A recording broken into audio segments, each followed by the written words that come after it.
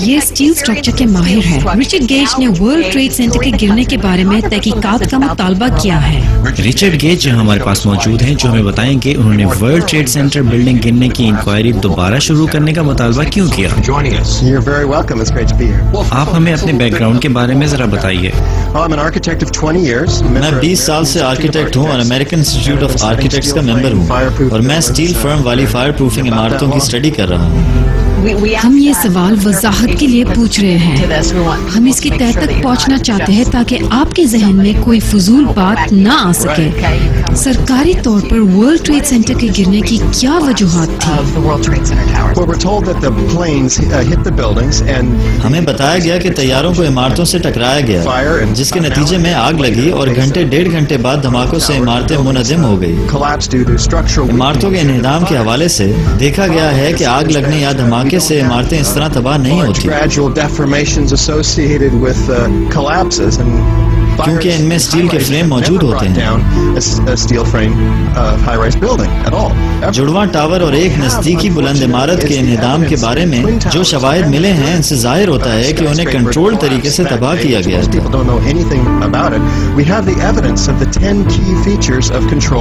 Building number 7 اپنی ہی بنیاد پر منہدم ہوئی تھی۔ آپ دیکھ سکتے ہیں کہ پہلے 100 فٹ تک تیز رفتاری سے ملبہ نیچے آتا ہے۔ اس عمارت میں 40,000 ٹن اسٹیل کا اسٹرکچر لگا ہوا تھا، جو اس طرح ان کے انہدام کو روکنے کے لیے ہی استعمال کیا گیا تھا۔ تو یہ 47 منزلہ بلڈنگ کی کہانی ہے؟ ہاں، اسی کو بلڈنگ 7 کا نام دیا گیا ہے، جو فٹ بال گراؤنڈ جتنے فاصلے پر موجود تھی۔ ہم آپ کو دکھا رہے ہیں جو کچھ ہوا تھا۔ دائیں طرف آپ دیکھ سکتے ہیں کہ جب عمارت کو کنٹرول دھماکے سے گرایا جاتا ہے تو کیا ہوتا ہے۔ آپ خود موازنہ کر سکتے ہیں۔ آپ نے خود دیکھا ہے کہ 40,000 ٹن اسٹیل اسٹرکچر جب پوری سپیڈ کے ساتھ نیچے آتا ہے، اس کا کیا منظر ہوتا ہے۔ ہمیں تقریباً 700 آرکیٹیکٹس اور انجینئرز نے کہا ہے کہ اس واقعے کی نئی سرے سے تحقیقات کی جانی چاہیے۔ ان کا کہنا ہے کہ ورلڈ ٹریڈ سینٹر سے ملنے والے نئے شواہد بہت اہم ہیں اور یہ کنٹرول دھماکوں کی نشاندہی کرتے ہیں۔ ایسے دھماکے بوسیدہ عمارتوں کو گرانے کے لیے بارود لگا کر کیے جاتے ہیں۔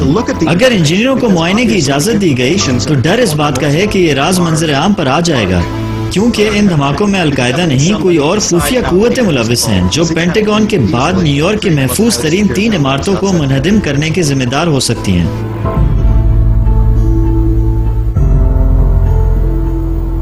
سب سے پہلے آپ ایک مسئلہ پیدا کرتے ہیں اور اس کا ذمہ دار کسی اور کو ٹھہراتے ہیں۔ ورلڈ ٹریڈ سینٹر کی بنیادوں پر ہزاروں ٹن پگھلا ہوا اسٹیل ملا ہے۔ سوال یہ ہے کہ اسٹیل کیسے پگھل گیا۔ انجینئروں نے بتایا ہے کہ آگ لگنے کے واقعات میں عمارتوں میں لگا ہوا اسٹیل اس طرح نہیں پگھلتا اور نہ ہی جیٹ فیول سے اس طرح کی تباہی آتی ہے۔ عام طور پر اسٹیل کو پگھلنے کے لیے 3000 ڈگری سینٹی گریڈ کی آگ درکار ہوتی ہے۔ یہاں پر ہمیں جو شواہد ملے ہیں ان سے ظاہر ہوتا ہے کہ ورلڈ ٹریڈ سینٹر کی آگ 1400 سے لے کر 1600 ڈگری سینٹی گریڈ تک تھی۔ اب سوال یہ اٹھتا ہے کہ ان عمارتوں میں موجود اسٹیل کو اس طرح کیسے پگھلایا گیا۔ ماہرین کے مطابق اتنی بڑی مقدار میں اسٹیل کو پگھلانے کے لیے تھرمائٹ نامی کیمیکل استعمال کیا گیا تھا۔ کیا آپ نے اس کو ڈھونڈ لیا؟ نیو یارک کے علاقے لوور مینہٹن سے ملنے والی دھول کا تجزیہ کیا گیا۔ اس دھول کی تہ 4 سے لے کر 6 انچ تک موٹی تھی۔ اس دھول میں پہلے سے پگھلے ہوئے لوہے کے پارٹیکلز بھی ملے ہیں۔ یہ سب کیسے ممکن ہوا؟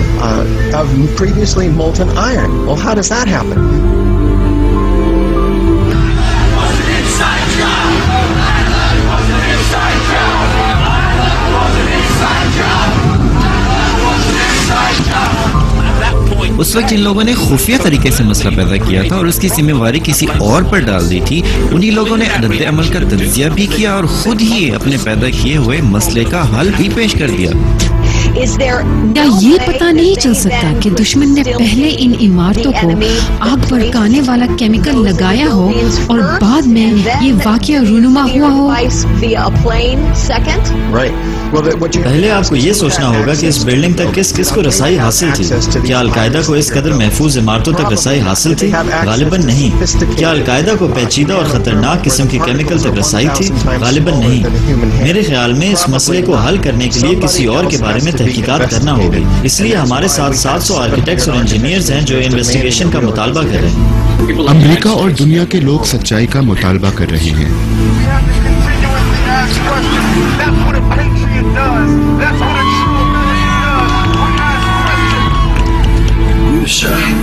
سر، آپ کے پاس قوت بھی ہے اور آپ کی ذمہ داری بھی ہے کہ آپ 9/11 اور اس کے بعد کے حالات جاننے کے لیے کانگریس کی انکوائری کا آغاز کریں. ہمیں تو ہمارا ملک واپس چاہیے. صدر صاحب، میں آپ کو اور آپ کی ٹیم سے اور ہر امریکی شہری سے کہہ رہا ہوں کہ وہ جاگ جائیں اور اٹھ کھڑے ہوں اور سچ جاننے کا مطالبہ کریں.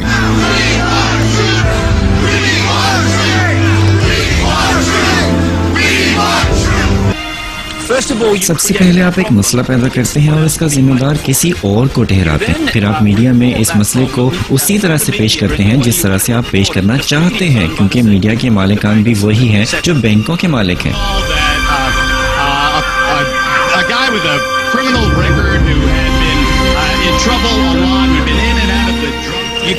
پھر آپ لوگوں کو بھڑکاتے ہیں کہ اس مسئلے کے حل کے لیے فوری طور پر کچھ ہونا چاہیے. اس مسئلے کو ایسے نہیں چھوڑا جا سکتا.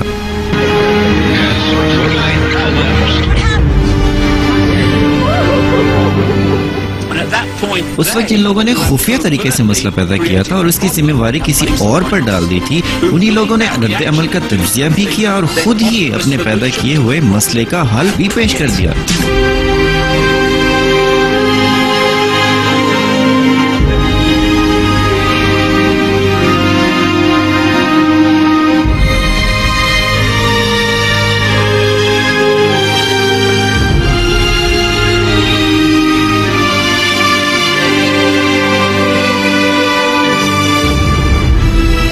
میری ایک دوست ہے جس نے میری ملاقات امریکی اربپتی راکفیلر سے کرانے کی بات کی.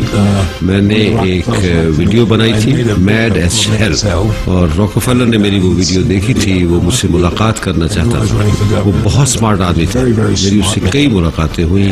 اس نے مجھے 9/11 سے تقریباً 11 ماہ قبل بتایا تھا کہ ایک ایسا سانحہ رونما ہونے والا ہے جس کی باعث امریکہ افغانستان پر حملہ آور ہوگا اور پھر عراق پر قبضہ کر کے بحر کیپشن سے تیل کی پائپ لائن بچھائے گا اور مشرق وسطیٰ پر اس کا تسلط ہو جائے گا.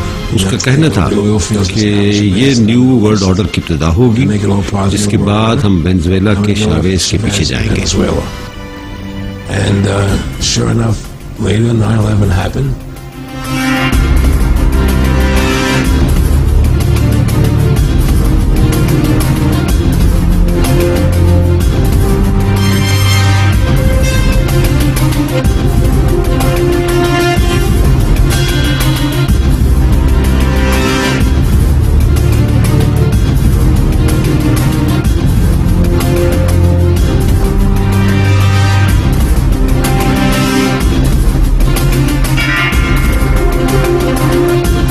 امریکہ کی تعمیر تو ان جنگوں کی وجہ سے ہوئی جو امریکہ نے خود شروع کی. عوامی حمایت حاصل کرنے کے لیے امریکی حکومت اپنی عوام کو قائل کرنے سے پہلے پروپیگنڈا کرتی ہے کہ امریکی بقا خطرے میں ہے تاکہ لوگ امریکی فوج کے ایجنڈے کی حمایت کریں. اس سلسلے میں مشرق وسطیٰ اور دنیا بھر میں اپنے مقصد کے حصول کے لیے امریکی حکومت نے مسلم دہشت گردوں کا ایک ہوا کھڑا کیا ہوا ہے. 9/11 کے پیچھے اصل کہانی کیا ہے؟ 27 فروری سن 1937 کو جرمن پارلیمنٹ کی عمارت میں آتش زدگی نے جرمنی میں نازی پارٹی کے اقتدار کی راہ ہموار کر دی تھی. بعد میں نازیوں نے اعتراف کیا تھا کہ وہ حملہ نازیوں نے خود کروایا تھا تاکہ وہ اقتدار اعلیٰ پر قبضہ کر سکیں. 9/11 کو حملہ کرنے والے کیا مسلمان تھے؟ انہوں نے حملے کی منصوبہ بندی کی اور حملہ کیا، جس کے بعد امریکہ افغانستان اور عراق پر حملہ کرنے پر مجبور ہو گیا.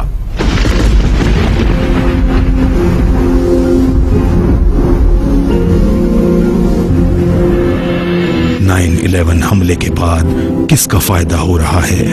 ہمیں واقعات کو صحیح پس منظر میں دیکھنا ہوگا.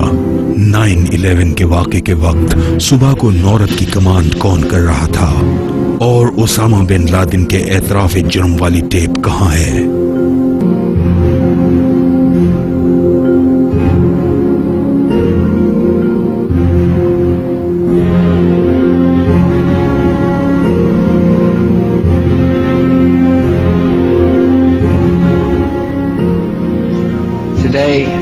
آج ہمارے شہریوں، ہمارے طرز زندگی اور آزادی پر دہشت گردوں نے حملہ کیا ہے۔ ان حملوں میں ہلاک ہونے والوں میں آفس ورکرز، سیکریٹریز، طیاروں کے مسافر، بزنس مین، خواتین، مائیں، باپ اور فوجی شامل تھے۔ ان سینکڑوں گواہوں کا کیا بنا جنہوں نے ٹوین ٹاورز میں دھماکوں کی آوازیں سنی تھیں؟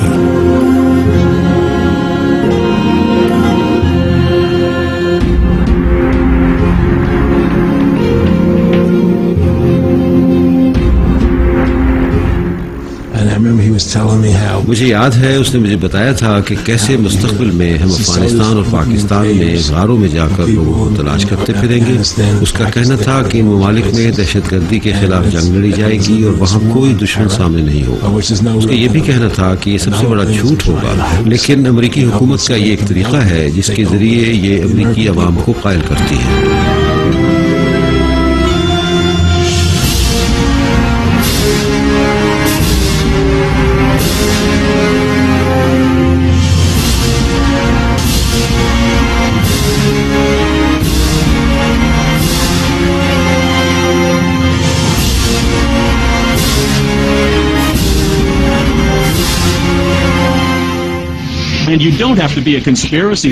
وائٹ ہاؤس کے مطابق جارج بش کو 9/11 حملوں کا علم اس وقت ہوا جب وہ فلوریڈا کے ایک اسکول کے کلاس روم میں تھے۔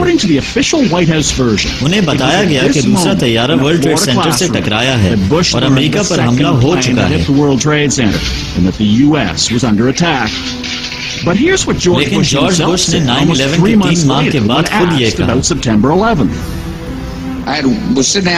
میں کلاس روم کے باہر بیٹھا انتظار کر رہا تھا کہ میں نے ٹی وی اسکرین پر ایک طیارہ ٹاور سے ٹکراتے ہوئے دیکھا۔ ٹی وی آن تھا اور میں جو کہ اسے دیکھ رہا تھا اس وقت میں نے کہا کہ یہ تو بہت ناکارہ قسم کا پائلٹ ہے، اور میں نے سوچا کہ یہ تو بہت خطرناک حادثہ ہے۔ مجھے اسی وقت وہاں سے جانے کے لیے کہا گیا۔ ابھی آپ نے سنا ہے کہ جارج بش کہہ رہے ہیں انہوں نے اس روز ٹیلی ویژن پر پہلے طیارے کو ٹکراتے ہوئے دیکھا تھا، لیکن یہ تو ناممکن ہے۔ کسی نے بھی پہلے طیارے کو ٹاور سے ٹکراتے ہوئے نہیں دیکھا تھا، کیونکہ اس کی ویڈیو ٹیپ 9/11 کے اگلے روز منظر عام پر آئی تھی۔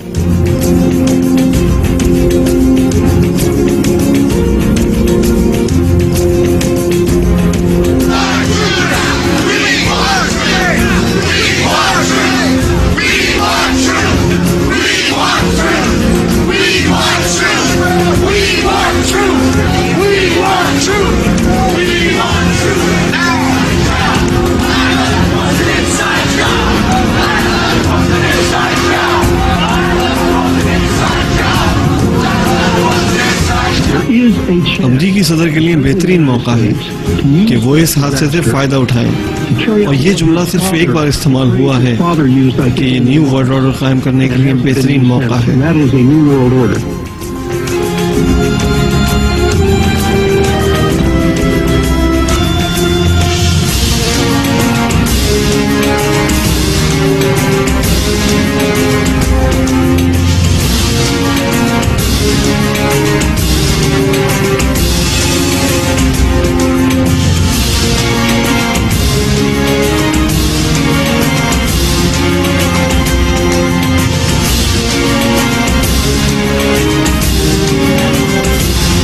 never tolerate outrageous 9/11 حملوں کے بارے میں ہمیں ایسی سازشی تھیوری پر یقین نہیں کرنا چاہیے.